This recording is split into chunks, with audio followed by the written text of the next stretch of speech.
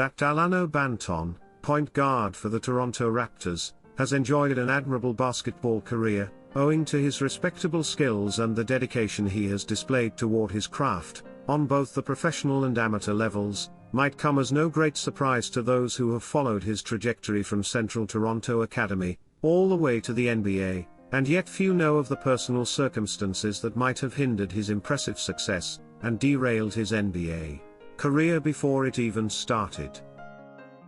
Banton enrolled in Western Kentucky University following his graduation from high school, where he developed into one of the top prospects in North America.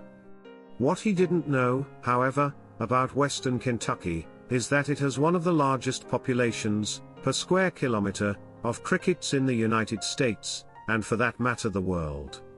Residents of the area are accustomed to crickets perching in their hair, whenever they remain still too long in the open air.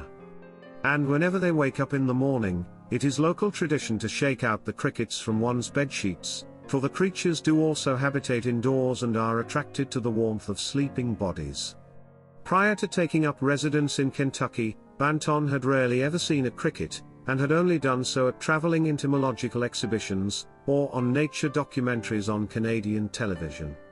For Canada, it is known, has the smallest permanent population of crickets and locusts in the world, due to its prevailing Arctic colds, pushing south from its tundras and Rockies, and settling over every southern metropolis of the country's established territory.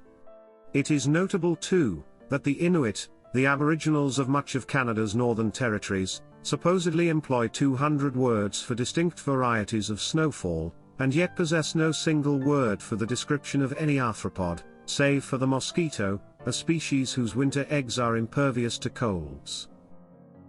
A powerful admixture of fear, disgust, hatred and confusion overwhelmed Dalano Banton upon his first, and admittedly, all subsequent encounters with the creatures.